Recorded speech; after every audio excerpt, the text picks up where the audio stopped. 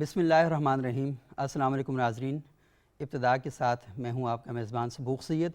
नाज़रीन, आज हम एक बड़े अहम और दिलचस्प मौजू पर गुफ्तगू करेंगे और हम ये देखते हैं कि हमारे माशरे में बहुत से मौज़ूआत ऐसे हैं कि जिन पर हम सरसरी गुफ्तगू करते हैं, कभी उनकी गहराई में नहीं जाते कि ये जो मसला है ये वाक़तन हमारा मसला है या नहीं, और अगर ये मसला है तो इस मसले को ज़ेर बहस कैसे लाया जाए।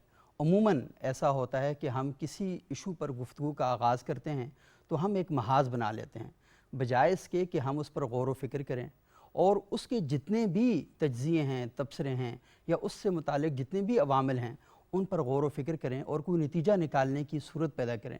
हम इसके बजाय एक मोर्चा बना लेते हैं, एक महाज बना लेते हैं और नतीजे के तौर पर माशरा इंतशार की तरफ रवां दवा हो जाता है।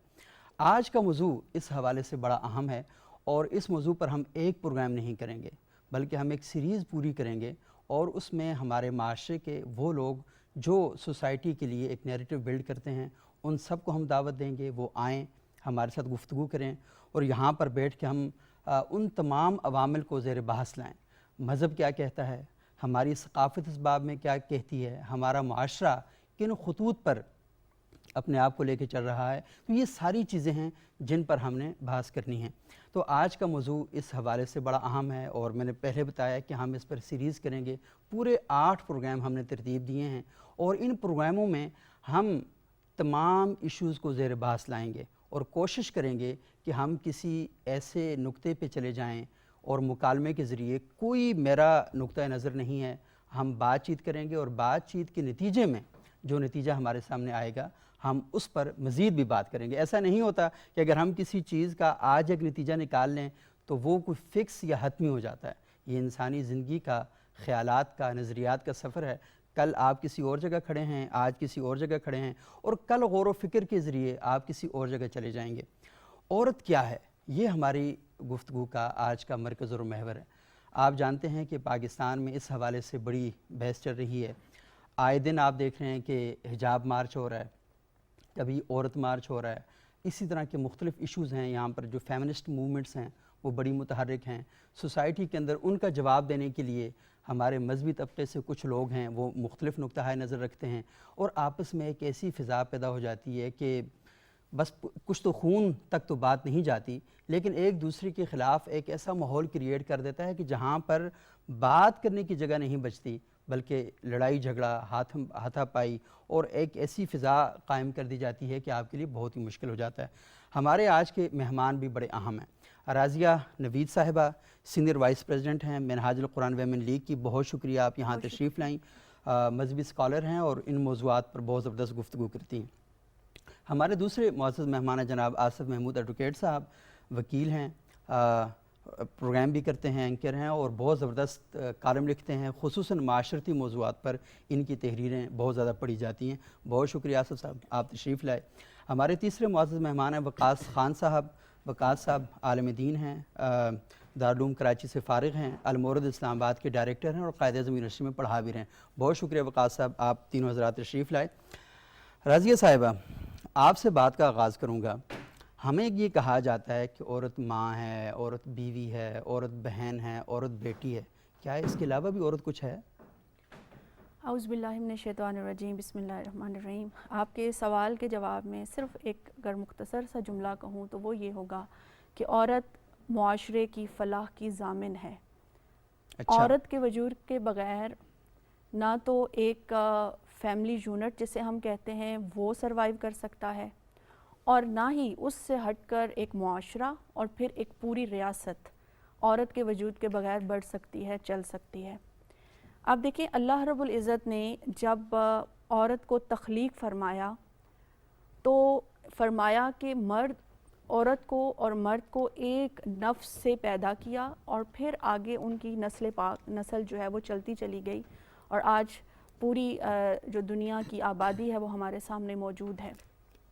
सही। सबक सब हमें बुनियादी तौर पर ये चीज़ समझने की ज़रूरत है कि इस वक्त जो मुआशरे में जो बहस चल रही है उसको एक तरफ रखते हुए कि मर्द और औरत को अल्लाह ताला ने एक दूसरे के मुकाबिल पैदा नहीं किया, یہ بڑا اہم نکتہ ہے کہ مقابل پیدا نہیں کیا، موازنہ جو کرتے رہتے ہیں. جی، مرد اور عورت کو اللہ تعالیٰ نے ایک دوسرے کا معاون اور ایک دوسرے کا مددگار بنایا ہے. یعنی ایک اللہ پاک نے پورا نظام تخلیق فرمایا، پوری ایک کائنات بنائی، اور اس پوری کائنات کے اندر جو سب سے امپورٹنٹ رول اللہ پاک نے رکھا وہ ایک مرد کا اور ایک عورت کا رکھا. اب ہمارے ہاں کیونکہ اس چیز پر بھی بحث ہوتی ہے کہ شاید مرد کو حقوق زیادہ حاصل ہیں، عورت کو کم ہیں، مرد ڈومیننٹ ہے، عورت جو ہے وہ اس کے زیر نگیں ہے یا زیر اثر ہے.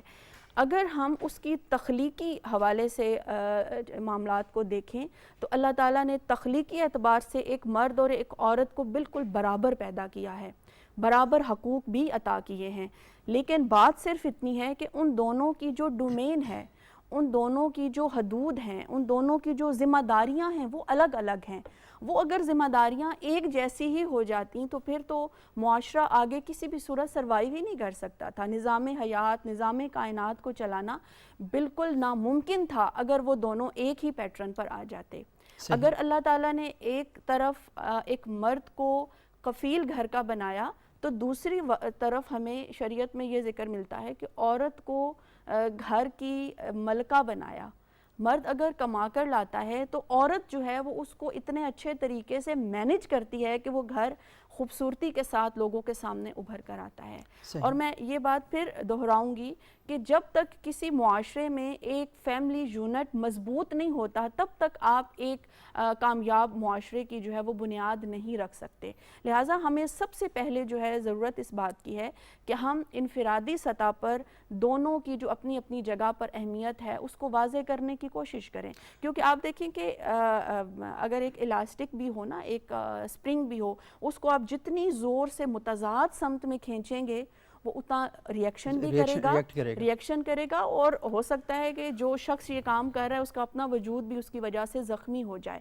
لہٰذا یہاں پر ریئیکشن پیدا کرنا یا متضاد سمتوں میں چل کر دونوں کو ایک دوسرے کا پر مقابلے میں لانے کی ضرورت نہیں ہے، بلکہ دونوں کو اپنی اپنی ذمہ داری، اپنے اپنے مقام و مرتبہ، اپنے اپنے حقوق و فرائض سے آگاہ ہونے کی ضرورت ہے.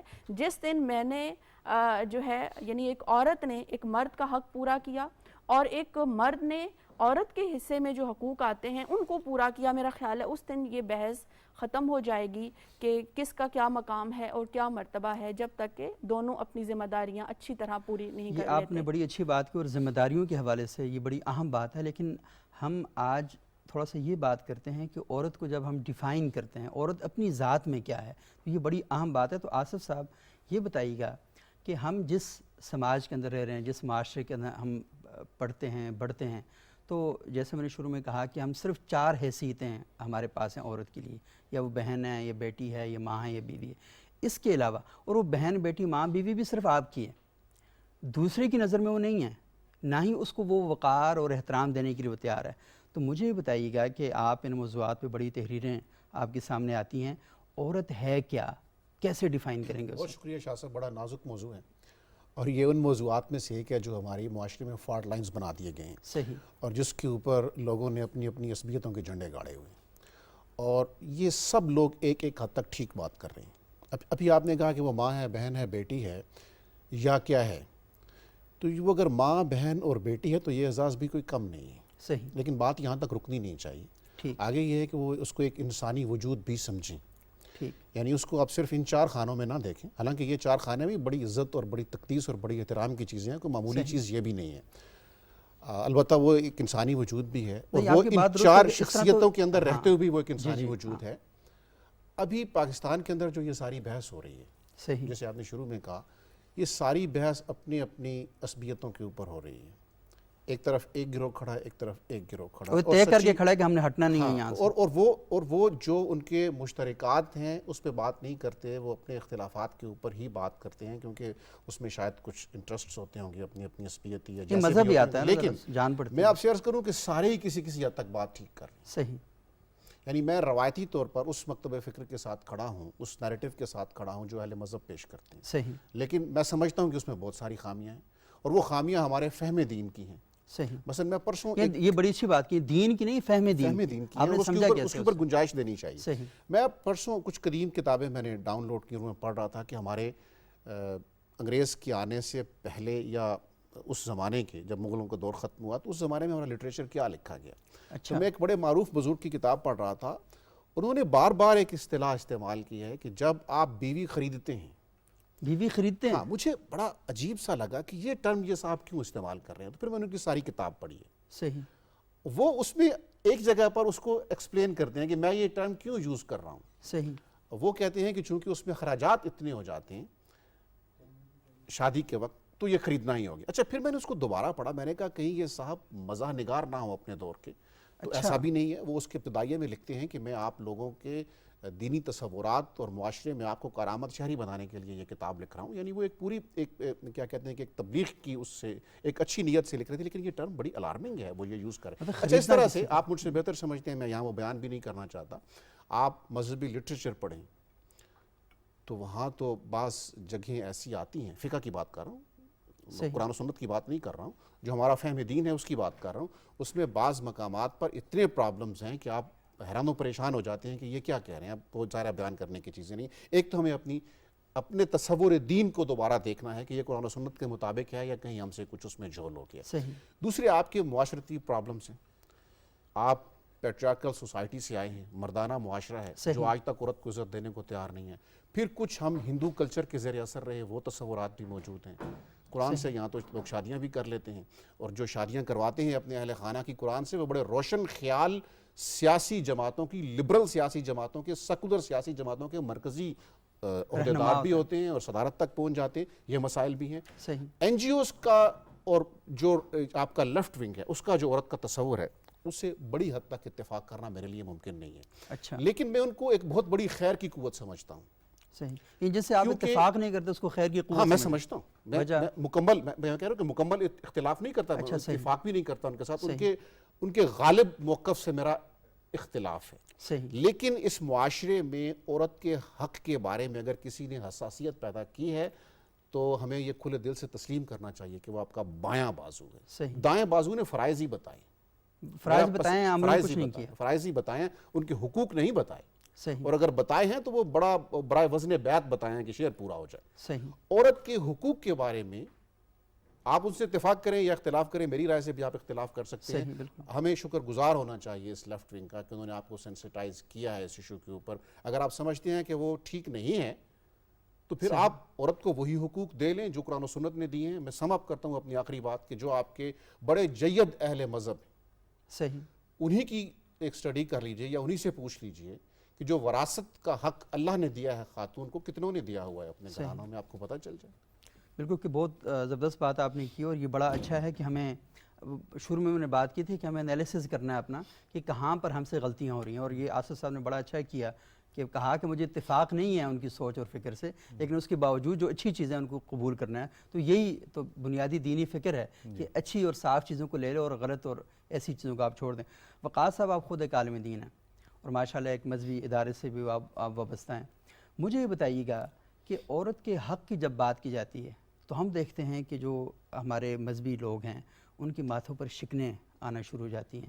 جب بھی پارلیمنٹ میں خواتین کے حقوق سے متعلق کوئی بل آتا ہے تو اور کسی معاملے پر اہل مذہب بولیں یا نہ بولیں، یہ واحد معاملہ ایسا ہوتا ہے کہ جہاں پر بڑی شد و مت کے ساتھ وہ کھڑے ہو جاتے ہیں اور کہتے ہیں کہ ہماری تہذیب پہ حملہ ہے، یہ مغربی الغار ہے.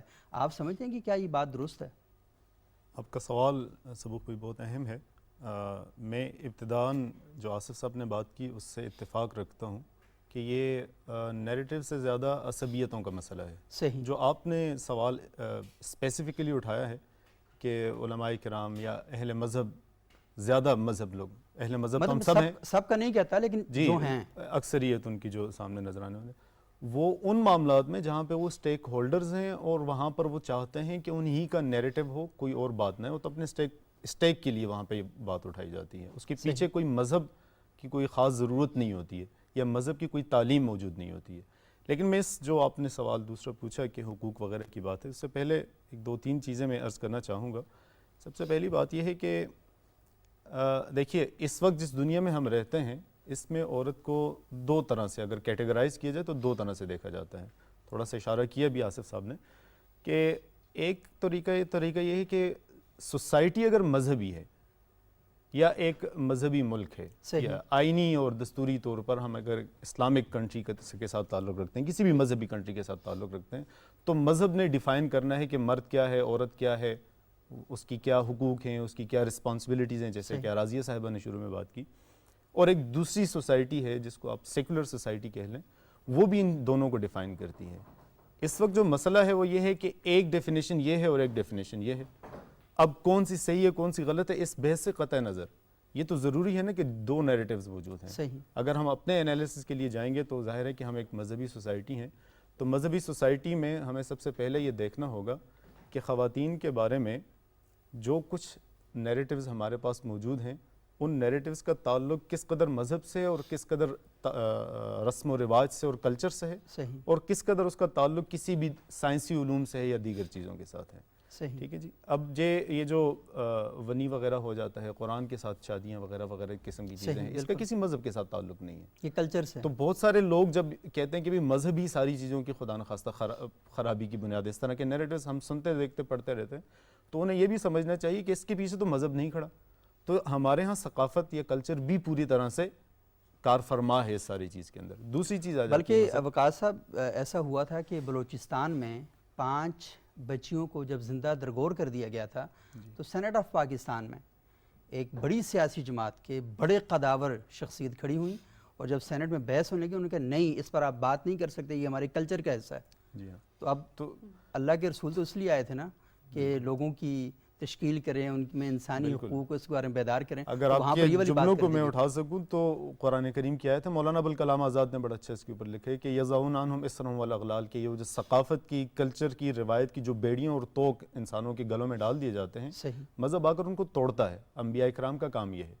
تو اب اگر ہم نے ڈیفائن کرنا ہے تو سب سے پہلے تو یہ ہے کہ ہمارے جو نیریٹیوز ہیں اس میں یہ ایسا تو کہیں نہیں ہے کہ ہم مرد ہی بیٹھ کر ابھی بھی خواتین کو ڈیفائن کیے جا رہے ہیں. ان کے کردار کو بھی, جیسا کہ معروف ہے کہ ماں بہن بیٹی وغیرہ تو ہے, لیکن کیا وہ اپنی ذات میں بھی کچھ ہے؟ وہ اپنی ذات میں ہونے کا مطلب یہ ہوتا ہے کہ اس کے پاس چوائسز کا حق ہے یا نہیں, شناخت ہے یا نہیں, شناخت ہے یا نہیں. وہ چوائسز اس کی اپنی ہو سکتی ہیں یا نہیں ہو سکتی ہیں. ہم بہت ساری چوائسز کو مذہب کی بنیاد پر رد کر دیتے ہیں, بہت ساری چوائسز کو ثقافت کی بنیاد پر کر دیتے ہیں.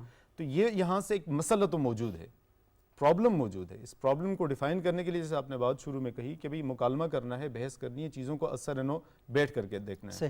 ادھر ادھر کھینچنے کے بجائے ہمیں ذرا یہ دونوں طرح کے جو نیریٹیوز ہیں ان کو سمجھ لینا چاہیے, اور اس کے بعد اگر ہم ڈیفینیشنز کی طرف آ جائیں, اور اس کے بعد اگر ہم کوئی حقوق کہاں سے آنے چاہیے, نہیں آنے چاہیے, کیسے آنے چاہیے, بہت بات کی بات ہے, پہلے یہ تو طے کرو کہ وہ ہے کیا, آپ سمجھتے کیا ہو اس سے. جی بالکل. اچھا وقاص صاحب, بڑی مزے کی ڈسکشن ہماری ہو رہی ہے, لیکن ہم ایک چھوٹا سا وقفہ لیتے ہیں. وقفے کے بعد ناظرین دوبارہ حاضر ہوں گے اور اس موضوع کو تھوڑا سا آگے بڑھاتے ہیں.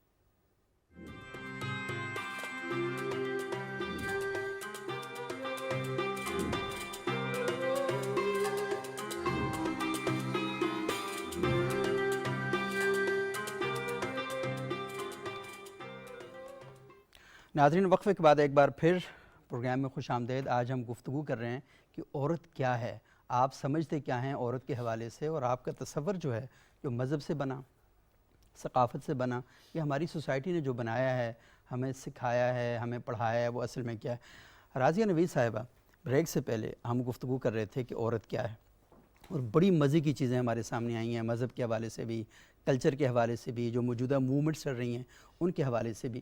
اور اس میں ایک بات یہ کہی جاتی ہے کہ مذہب تو پرابلم نہیں کرتا, مذہب تو حقوق دیتا ہے, لیکن جو تفہیم دین ہے وہاں پرابلم پیدا ہو جاتے ہیں. اور جیسے کہ آصف صاحب نے ذکر کیا, انہوں نے ایک بڑے عالم دین کی کتاب پڑھی, ان کا نام نہیں لیتے ہم ادب اور احترام کی وجہ سے, کیونکہ بہت سے لوگوں کی جڑت ان کے ساتھ ہے اور پرابلم پیدا ہو جاتے ہیں. کیونکہ جو ہی باکس آ جاتا ہے نا, بڑے مزے کی بات ہے, میں آپ کو بتاؤں نا فلانے نے یہ لکھا, تو بڑے مزے سے سب لوگ کہتے ہیں یہ کتنی غلط بات ہے. جو ہی بتایا جائے کہ اس نے لکھا, پھر سارے کہتے ہیں نہیں یہ کوئی حکمت ہوگی اس میں, ویسے کون تھوڑی بات کرتا ہے, تو پھر یہ پرابلم پیدا ہو جاتے ہیں. تو مجھے یہ بتائیں راضی صاحبہ کہ ہمارا جو ممبر و محراب ہے, آپ ایک مذہبی تنظیم کی نمائندگی کرتی ہیں, آپ کے بے شمار مدارس ہیں, اور آپ تھوڑے سے ایک ڈیفرنٹ اپروچ رکھتے ہیں ان سارے معاملات پر, تو یہ کیوں خاموش ہیں, وہ ان مسائل پر کھل کے بات کیوں نہیں کرتے؟ دیکھیں آپ نے ایک تنظیم بنائی ہے منہاج القرآن ویمن لیگ. منہاج القرآن ویمن لیگ بنانے کی ضرورت کیا ہے؟ آپ مرکزی منہاج القرآن میں کیوں نہیں ہیں؟ وہاں پر آپ کی نمائندگی کیوں نہیں ہوتی؟ سب سے پہلے تو جو آپ کا سوال کا دوسرا حصہ ہے اس کو میں انٹرٹین کر لیتی ہوں کہ اگر ہم منہاج القرآن ومن لیگ کی یا منہاج القرآن کی بات کریں تو سب سے بڑا فورم جو اس وقت تحریک منہاج القرآن کے اندر ہے وہ سپریم کونسل ہے. صحیح. اور سپریم کونسل کے اندر ہماری خواتین کی نمائندگی موجود ہے. اچھا، زبردست. ہماری سینٹرل ایگزیکٹو کونسل ہے, اس کے اندر ہماری خواتین کی نمائندگی موجود ہے. اسی طرح سے جب بہت امپورٹنٹ فیصلے کرنے ہوتے ہیں اور اس کے لیے مجلس شورا جو کی گئی ہے اس کے اندر ہماری خواتین کی جو ہے وہ موجود ہے. اور آپ کے سینٹرل کیبنٹ میں بھی ہے؟ جی, سینٹرل کیبنٹ میں بھی ہے. کیونکہ میں نے آپ کو بتایا نا, سب سے اوپر جو ہمارا ادارہ ہے وہ سپریم کونسل ہے جو انٹرنیشنلی معاملات کو دیکھتا ہے. انٹرنیشنلی جو بھی ہمارا کام ہے اس کو آگے لے کر بڑھتا ہے. اس میں ہماری خواتین کی نمائندگی موجود ہے اور جو نمائندگی ہے وہ پی ایچ ڈیز ہیں. اس طرح سے کر کے اس لیول کے لوگ وہاں پر موجود ہیں. ہاں, منہاج القرآن ومن لیگ کا ایک فورم موجود ہے کہ وہ آزادی کے ساتھ جس طرح سے سوچتی ہیں, خواتین میں جس طرح سے کام کرنا چاہتی ہیں وہ اس کام کو آگے لے کر بڑھ سکتی ہیں. اور پھر صرف آپ دیکھیں منہاج القرآن ومن لیگ کا کام صرف دعوتی و تبلیغی کام نہیں ہے. ہمارا نیٹ ورک تنظیمی بھی ہے, دعوتی بھی ہے, تربیتی بھی ہے. بچوں کے معاملات, بچوں کی تعلیم و تربیت, اس کے لیے ایک الگ فورم موجود ہے. پھر اسی طرح سے جب ہم رفاع عامہ کی بات کرتے ہیں تو اس کے لیے الگ سے وائس کا پلیٹ فارم موجود ہے جو اس خواتین اس طرف اپنی سمجھیں ان کی ول ہے کہ وہ وہاں پر کام کرنا چاہتی ہیں, وہ وہاں پر کام کرتی ہیں. آپ میڈیا کے اوپر دیکھیں, ہماری خواتین آپ کو گفتگو کرتے ہوئے نظر آئیں گی. اگر ہماری کوئی سیاسی جدوجہد ہے تو اس میں ہماری خواتین کی پارٹیسپیشن آپ کو وہاں پر نظر آئے گی. یعنی کوئی ہماری تحریک میں فیصلہ نہیں ہوتا جب تک کہ اس میں خواتین اپنی رائے جو ہے وہ نہیں دے لیتی. یہاں بڑی آپ نے خوشگوار باتیں بتائی ہیں. تو بہت کم ہم ایسا دیکھتے ہیں کہ کسی مذہبی یا سیاسی تنظیم کے اندر اتنا سٹرکچر بڑا موجود ہو. ابھی آپ دیکھیے کہ جو ہم معاشرے کے اندر ایک بات کر رہے ہیں نا, جیسے آپ نے کہا کہ ممبر ہے, محراب ہے, ہمارے مدارس ہیں, ان کے اندر جب آپ دیکھتے ہیں تو میں سمجھتی ہوں کہ جو اصل مسئلہ آ رہا ہے وہ مذہب کے اوپر نہیں ہے. مذہب رائٹس دے رہا ہے, بلکہ اسلام ہی وہ دین ہے جس نے عورت کو ایک پستی سے اٹھا کر عروج کی منزل عطا کی نا. ہمیں آج بھی پاکستانی معاشرے کے اندر اسلام نے مرد کو بھی پستی سے اٹھا کر بلندی دی ہے. بالکل, وہ بھی اتنا پست تھا کہ عورت پہ ظلم کر رہا تھا تو اس سے بڑی ذہنی پستی کیا ہو سکتی ہے. اس کو ظلم سے روکا. یعنی اس سے بیسیکلی اگر عورت کو رائٹ دیے تو دوسری طرف مرد کو اس ظلم سے اسلام نے روکا ہے, اس کو بھی سیو کیا ہے. اب آپ دیکھیں اگر آج ہمارے معاشرے میں جو ہے وہ بچیوں کو زندہ درگور کیا جا رہا ہے, ان کو رائٹس نہیں دیے جا رہے, تو یہ سب کچھ تو عرب معاشرے میں بھی ہو رہا تھا. وہاں پر بھی بچیوں کو کی پیدائش کو اپنے لیے عار سمجھا جاتا, ان کو زندہ درگور کیا جاتا. یہاں تک کہ یعنی شادیاں تو دور کی بات, یعنی ایک مرد اگر چاہے بغیر نکاح بغیر شادی کے وہ کئی عورتوں کو اپنے ساتھ رکھ سکتا تھا. کسی قسم کے حقوق نہیں تھے وہاں پر. سرکار صلی اللہ علیہ وآلہ وسلم نے تو بنیادی طور پر دعوت و تبلیغ اسلام کر کے توحید اور رسالت کی دعوت دے کر آپ صلی اللہ علیہ وسلم نے عورت کو سربلندی عطا کی. اب یہ بات تو کلیئر کٹ ہے کہ دین رکاوٹ نہیں ہے حقوق کے حوالے سے, لیکن یہ ضرور ہے کہ ہمارے ممبر و محراب پر جو آواز بعض اوقات بلند کی جاتی ہے, بعض اوقات ہمارے مدارس کے اندر جو کچھ پڑھایا جاتا ہے, ہمارے انسٹیٹیوشن میں جو کچھ پڑھایا جاتا ہے, وہ 100% نہیں پڑھایا جاتا. وہ بعض اوقات تصویر کا ایک رخ دکھا کر دوسرا رخ چھپا لیا جاتا ہے. عورت مرد کے حقوق کو اگر بیان کیا جاتا ہے یا عورت کے فرائض کو اگر بیان کیا جاتا ہے تو دوسری طرف عورت کے حقوق کے حوالے سے چشم پوشی کی جاتی ہے. اس طرح سے لوگوں کے سامنے بیان نہیں کیا جاتا, کیونکہ یہاں پر مجھے یوں لگتا ہے کہ مرد یہ سمجھتا ہے کہ اگر ہم عورت کو اس کا وہ حق دیں گے جو قرآن کہہ رہا ہے, جو سرکار دو عالم صلی اللہ علیہ وسلم کی سنت مبارکہ کہہ رہی ہے, تو شاید وہ جو اس کا ایک ڈومیننٹ رول ہے سوسائٹی کے اندر وہ کہیں متاثر نہ ہو جائے. وہ عورت جو تو یعنی مرد کے دماغ کے اندر ایک حاکمیت کا تصور بیٹھا ہوا ہے کہ میں نے کہیں بس چلتا نہیں چلتا, یہاں تو میں اپنا وہ کسر پوری کروں. میں سبو بھائی اس حوالے سے ایک چھوٹی سی بات ضرور, شاید مجھ سے اختلاف بھی کریں بہت سارے لوگ, لیکن میں یہ سمجھتی ہوں کہ اس سوچ کی بڑی حد تک ذمہ دار خود عورت ہے. کیوں؟ کہ دیکھیں یہ جو باتیں کرتے ہیں کہ عورت کی دشمن ہوتی ہے، یہ صحیح ہے؟ عورت کی آغوش یا عورت کی جو گود ہے وہ مرد ہو یا اس کی بیٹی ہو، بیٹا ہو یا بیٹی ہو، دونوں کے لیے اس کو پہلی درسگاہ قرار دیا گیا. اور جب درسگاہ بنایا گیا تو یہ نہیں کہا کہ تم نے بیٹی کی تربیت کرنی اور بیٹے کی تربیت نہیں کرنی، نہیں، دونوں کے لیے اس کو ایک ٹیچر بھی بنایا گیا، ایک معلمہ بھی بنایا گیا، ایک ماں بھی بنایا گیا، وہ سب کچھ. لیکن اب کیونکہ ہمارے معاشرے میں شروع سے ہی گھر کے اندر بیٹوں کو زیادہ اہمیت دی جاتی ہے، بیٹی کو اتنی اہمیت نہیں دی جاتی ہے. ابھی بھی ہمارے معاشرے میں بہت سارے علاقوں کی طرف آپ چلے جائیں، لڑکا اگر نالائق بھی ہوگا، نہیں پڑھ رہا، پھر بھی فوکس ہوگا کہ کچھ نہ کچھ کرتا رہے. بیٹی کتنی ہی لائق کیوں نہ ہوگی، وہ اپنے حق کے لیے لڑے گی کہ مجھے بھی پڑھنے دو، مجھے بھی آگے بڑھنے دو. تو بنیادی جو خرابی ہے منبر و محراب سے بھی ہٹ کر اگر ہم بات کریں، وہ سب سے پہلے ہمارا فیملی یونٹ ہے، وہ ہمارے خاندان کے وہ لوگ ہیں جو خود عورت ہو کر بھی، ماں ہو کر بھی اپنی بیٹی کو وہ حق دینے پر تیار نہیں ہے جو وہ اپنے بیٹے کے لیے سوچتی ہے. اچھا راضیہ صاحبہ، یہ بات بھی تو ہے نا کہ ہماری سوسائٹی میں ہم دیکھتے ہیں کہ بیٹی کے تو اخلاقیات کی تمام تر تربیت دی جاتی ہے، اسے تمام اخلاقی اقدار، ساری چیزیں اسے بتایا جاتا ہے کہ تم نے اپنے آپ کو سنبھالنا ہے. لیکن بیٹے کو یہ چیزیں نہیں بتائی جاتی. اگر بیٹی اپنی کسی خواہش کا اظہار کر دے، اپنی زندگی کے بارے میں کوئی بڑا فیصلہ کرنے کی بات کرے، تو گھر والے ان کی غیرت جوش مارنا شروع کریں. ایک بیٹی کے اوپر نا پوری غیرت کا تصور کھڑا کیا ہوا ہے، ایک بہن کے اوپر نا پوری مرد کی ساری غیرت جو ہے نا وہ اس کی گرد گھوم رہی ہوتی ہے. لیکن بیٹے کو نہیں بتایا جاتا کہ بیٹا تم بھی اگر کوئی غلط کام کرو گے تو ہماری غیرت کے لیے، ہماری عزت کے لیے، ہمارے گھر کے شرم حیا اور وقار کے لیے یہ نقصان دہ. تو یہ نہیں بتایا جاتا. اس میں سبق صاحب آپ یہ دیکھیے کہ سورہ نور کی آیت نمبر 30 کے اندر خطاب فرماتے ہوئے اللہ تعالیٰ نے مرد کو مخاطب کرتے ہوئے پہلے فرمایا کہ تم اپنی نگاہوں کو جھکاؤ اور اپنی شرمگاہوں کی حفاظت کرو. اور پھر ساتھ ہی آیت نمبر 31 کے اندر یعنی پہلے مرد کو پھر عورت کو کہا کہ تم بھی جو ہے اپنی نگاہوں کو جھکا کر اور اپنی زینت کو دونوں کو برابر حکم دیا. جی اب اشارہ میں یہی کرنا چاہ رہی ہوں کہ آپ دیکھیں آیت نمبر 30 میں ایک بات اور وہی بات آیت نمبر 31 میں، یعنی پہلے مرد کو مخاطب کیا پھر عورت کو مخاطب کیا. اس کا مطلب یہ ہے کہ اللہ تعالیٰ کے نزدیک تو مرد کی تربیت ہو یا عورت کی تربیت ہو وہ بالکل ایک جیسی برابری رکھتی ہے، ایک جیسی اہمیت رکھتی ہے.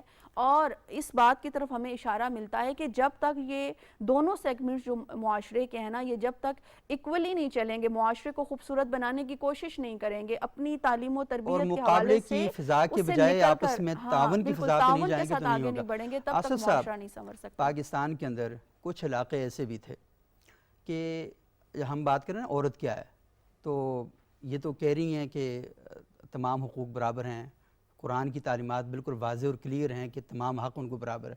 جہاں پاکستان کی میں ان علاقوں کی بات کر رہا ہوں کہ مذہبی اور سیاسی، دینی اور سیکولر تمام جماعتیں اکٹھی ہو کر آج سے 2018 کے الیکشن سے پہلے تک یہ فیصلہ کرتی تھیں کہ عورت ووٹ نہیں ڈال سکتی. یعنی یہ تو آپ کو پتہ نا ایسے علاقے موجود ہیں. تو جب ہم یہ بات کرتے ہیں کہ برابر کے حقوق ہیں، اور ان میں علماء شامل ہوتے تھے، ان میں خواتین کے حقوق کے لیے پورے پاکستان میں سب سے زیادہ متحرک رہنے والی پارٹی جو وہ بھی شامل ہوتی تھی. تو یہ معاشرے کا جو دوغلا پن ہے، جو منافقت ہے، نعرے اور ہیں، کام اور ہیں، یہ کیا ہے؟ یہ آپ نے ٹھیک کہہ دیا کہ یہ معاشرے کا دوغلا پن ہے، صرف علماء یا مذہبی طبقے کا دوغلا پن نہیں ہے. صحیح ہے. یہ چیز ہمیں سمجھنی ہوگی، اور اپنے اختلافات کے ساتھ اگر آگے بڑھنا ہے تو پھر 3-4 چیزیں شاہ صاحب کرنی پڑیں گی. صحیح. آپ نے جو سوال پوچھا میں اس کو ریفریز کرتا ہوں آپ کی اجازت سے. صحیح. اصل میں مذہبی طبقہ بسا اوقات یہ سمجھتا ہے کہ عورت کے حقوق کی جب بات کی جاتی ہے نا تو حقوق کی بات نہیں کی جاتی، ہماری تہذیبی اساس پہ حملہ کیا جاتا ہے اس نام سے. یہ خوف اور یہ پرسپشن جب تک اچھے انداز سے بیٹھ کر دور نہیں کر دی جائے گی، ٹیبوز نہیں ٹوٹیں. ابھی آپ نے سوال پوچھا ود یور کائنڈ پرمیشن، آپ نے کہا عورت کیا ہے؟ عورت ماں ہے، بہن ہے، بیٹی ہے، یا ایک وجود، زندہ وجود بھی ہے؟ تو اس سوال میں اگر یہ اضافہ میں تجویز کرتا ہوں، عرض کرتا ہوں کہ یہ سوال یوں اگر آپ پوچھتے ہیں کہ عورت کیا ہے، کیا وہ صرف ماں، بہن، بیٹی اور گرل فرینڈ ہے، یا وہ ایک انسانی وجود بھی ہے؟ صحیح. جب سوال یہ ہوتا ہے کہ کیا وہ محض ماں، بہن، بیٹی ہے یا ایک زندہ انسانی وجود ہے، تو اس سے بعض لوگ یہ پرسپشن لیتے ہیں کہ شاید یہ ماں، بہن، بیٹی کے رشتوں کو پسند نہیں کیا جا رہا، یا ان کی تقدس کو یہ سمجھتے ہیں کہ عورت کی آزادی نہیں، اور یہ اس کے زندہ وجود کو کہیں اور رکھنا چاہ رہے ہیں. صحیح. تو پھر وہ زندہ وجود کیا ہے؟ پھر یہ ایک سوال پوچھا جاتا ہے کہ کیا وہ بطور فرینڈ اس کا زندہ وجود کا نام ہے؟ لیکن اگر سوال میں ماں بہن بیٹی یا فرینڈ کو بھی رکھ لیں تو پھر پتہ چل جاتا ہے کہ ہاں اس کا براڈر کنسیپٹ آ گیا اور اب زندہ وجود کا مطلب کچھ اور ہے۔ ایک تو یہ چیز ہے۔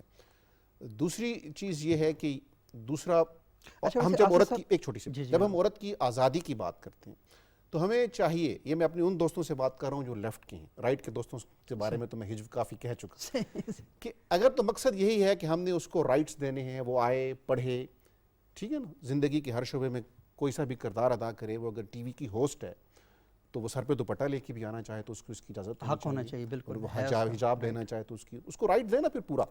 اس میں پھر ہمارے کسی قابل احترام پروفیسر کو یہ نہیں کہنا چاہیے کہ ایک وقت تھا جب لڑکیاں سر پہ دوپٹے نہیں لیتی تھیں اور اب تو بہت ساری لڑکیاں سر پہ دوپٹے لینے لگ گئی ہیں، نارمل بچیاں ہی کم نظر آتی ہیں۔ بھائی دیکھیں، بچیاں گھر سے باہر آ رہی ہیں، بچیاں ایک بہت بڑے یونیورسٹی میں جا کر پڑھ رہی ہیں، تو ایک معزز پروفیسر اگر انہیں صرف اس لیے اب نارمل کہہ دے کہ ان کے سر کے اوپر دوپٹہ ہے تو شاہ صاحب اس سے پھر فالٹ لائنز بڑھیں گی۔ فالٹ لائنز اگر کم کرنی ہے تو پھر اس معاشی اپنا سماجی اور تہذیبی کینوس کے اندر رہتے ہوئے بات کرنی چاہیے۔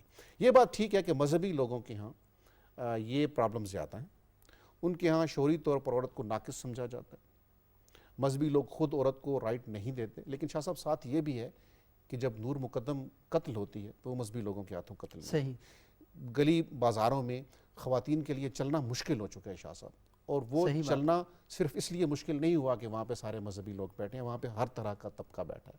مذہبی لوگوں سے ہمارا شکوہ زیادہ اس لیے ہے کہ ان سارے مسائل کو انہوں نے ایڈریس کرنا تھا، انہوں نے جمعے کے خطبے میں یہ بتانا تھا کہ آپ کی بہن بیٹی کے رائٹس یہ ہیں، تاکہ زندہ انسانی وجود ماں بہن بیٹی کے اندر بھی سمویا جا سکتا ہے۔ دیکھیں، اگر آپ کی میری ایک بہن ہے تو وہ بہن ہوتے ہوئے بھی ایک زندہ انسانی وجود ہے، اور ماں تو خیر زندہ انسانی وجود ہوتی ہے، آج بھی جرت نہیں ہے، مجھے کل ڈانٹ پڑی ہے، آپ خوش نصیب ہیں۔ ہاں، تو بات یہ ہے کہ وہ تو ایک ایسا زندہ انسانی وجود ہے کہ آگے کوئی چوں نہیں کر سکتا۔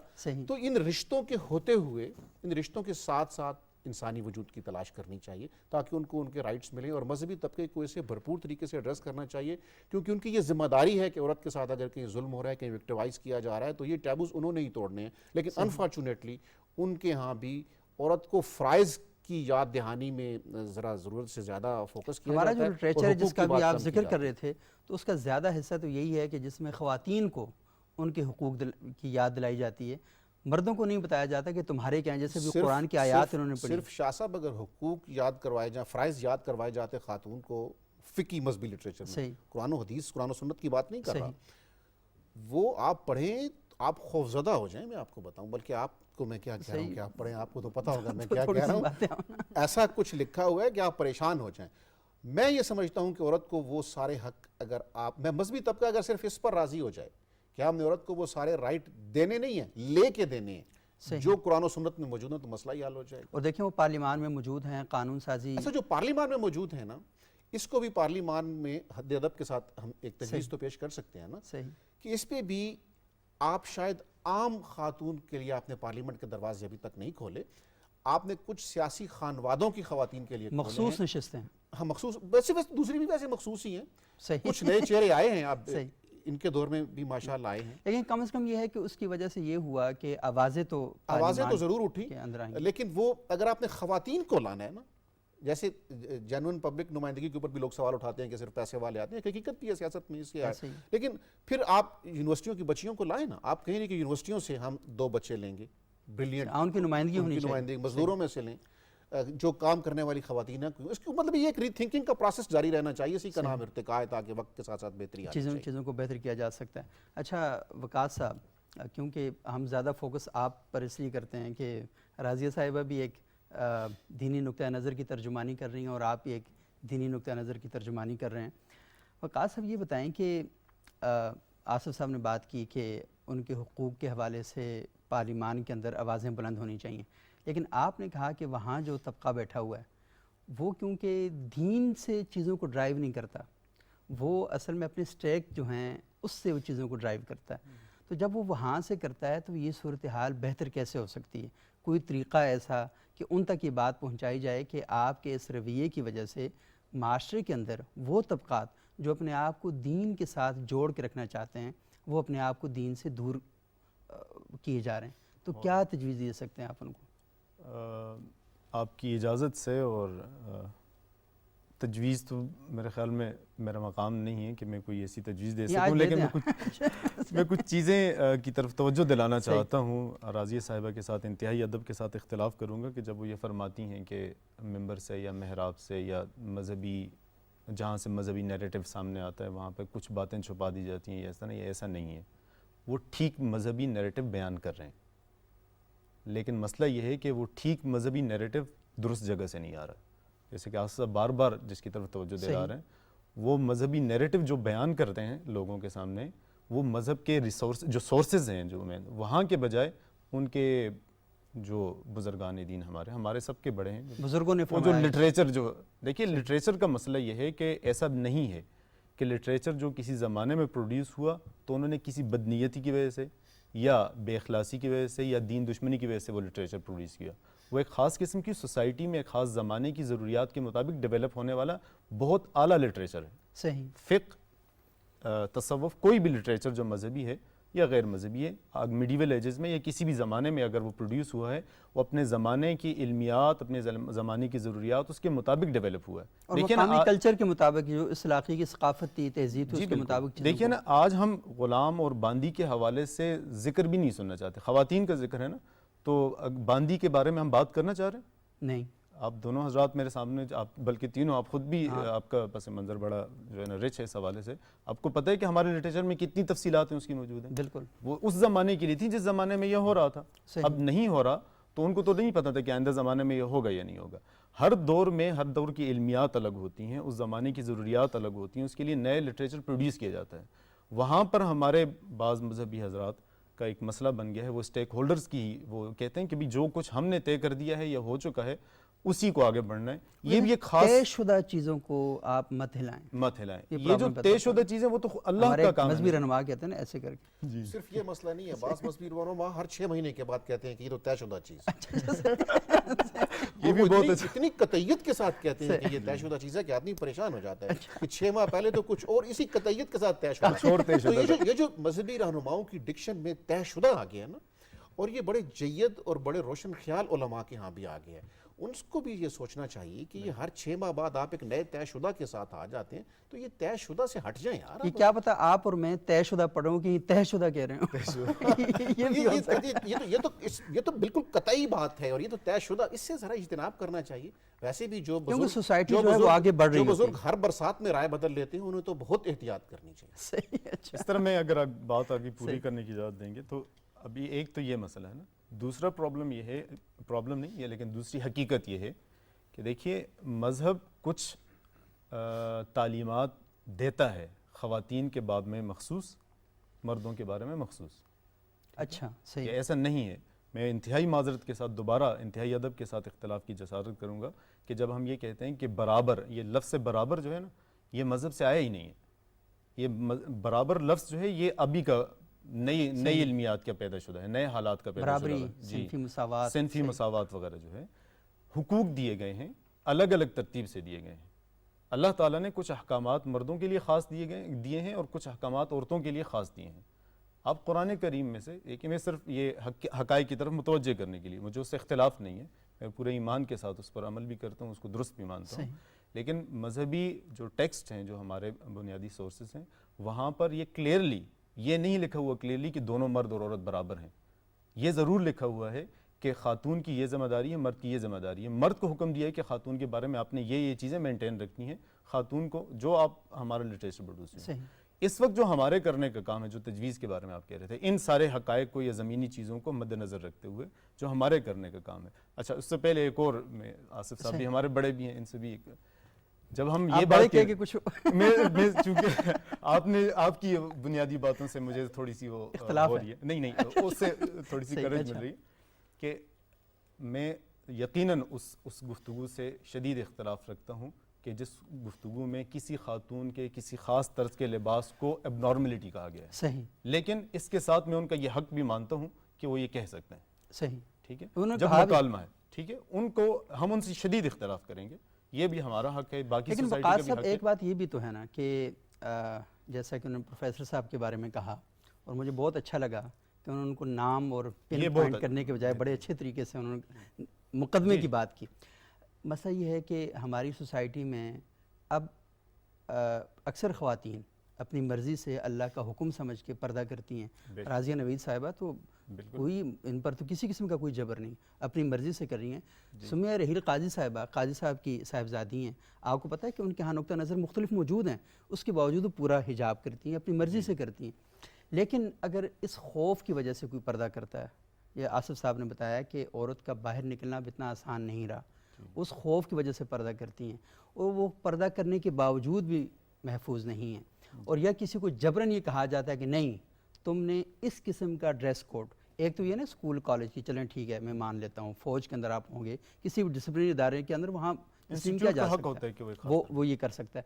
لیکن عام سوسائٹی میں لوگوں سے جب یہ کہا جائے کہ ہم یہ چیز ٹھیک سمجھتے ہیں اور تم لوگوں کو اس چیز کو فالو کرنا, تو میرا خیال ہے کہ شاید پروفیسر صاحب بھی اپنی بات کو وہ بھی اسی ایکسپلین طرح کرنے میں, یعنی وہ اگر جب وضاحت کرنے جا رہے ہیں یا کسی مسئلے کی طرف کر رہے ہیں تو لوگوں کو متوجہ کر رہے ہیں, تو جن اطراف سے وہ مسائل پیدا ہوئے ہیں انہی کا رویہ اختیار کر جاتے ہیں. یہ غلط ہے, میں اس کو اس طرح ایکسپلین کرنا چاہوں گا. تو تجویز یہ ہوگی, آخری بات اگر آپ کی اجازت ہو جس کا آپ نے, یہ ہوگی کہ ہمیں ذرا بیٹھ کر اثر نو ان حالات کو, ان چیزوں کو, اس کو بھی لیفٹ اور رائٹ کو, جیسے کہ آصف صاحب نے کہا یا جیسے کہ آپ کے الفاظ میں کہ کچھ خاص اسٹیک ہولڈرز جو ہیں ان سب کی بات سنی جائے. صحیح, جو ناراض ہو کر ہم سے ہمارے خلاف یا کسی کے بات کے خلاف احتجاج کرتے ہیں, جیسے کہ اگر کوئی قانون سازی ہوتی ہے تو کیا پارلیمان وغیرہ کا یہ کردار نہیں ہے یا ان کا یہ فرض نہیں ہے کہ وہ جو اسٹیک ہولڈرز ہیں ان کو ذرا بٹھا کر ان سے بھی پوچھ لیا کریں. صحیح, بالکل, تاکہ سب لوگ آپس میں مشاورت کریں, اور مشاورت کر کے ہم نے سوسائٹی میں انتشار نہیں پیدا کرنا, ہم نے سوسائٹی کو ایک ٹھیک طریقے سے لے کر آگے چلنا ہے. اور ہم نے یہ بھی نہیں دیکھنا کہ یورپ میں کیا ہو رہا ہے, ہم نے یہ بھی نہیں دیکھنا کہ اگر پاکستان میں زیادتی کا کوئی کیس ہو جاتا ہے تو ہم انڈیا کے ساتھ موازنہ کرنا شروع کر دیں, دیکھیں وہاں تو بہت زیادہ ہوتے ہیں اور ہمارے یہاں بہت کم ہو رہے ہیں. یہ چیزیں نہیں کرنی, بلکہ ہم نے یہ کام کرنا ہے کہ بیٹھ کر اپنی سوسائٹی کو بہتر بنانے کے لیے آگے بڑھنا ہے. اور اس پروگرام کا بنیادی مقصد یہی ہے کہ ہم اس چیز سے ابتدا کریں کہ آئیں بیٹھ کر بات چیت کو آگے بڑھاتے ہیں. بہت شکریہ راضیہ نوید صاحبہ, آصف صاحب, وقاص خان صاحب. ناظرین, آج ہم نے گفتگو کی کہ عورت کیا ہے. اب ہم اگلی گفتگو کریں گے کہ عورت کے حقوق کیا ہیں, اور جو مختلف تصورات ہیں وہ ہمیں عورت کے بارے میں کیا کیا رہنمائی کرتے ہیں. تو مکالمہ ہمارا جاری رہے گا. بہت شکریہ.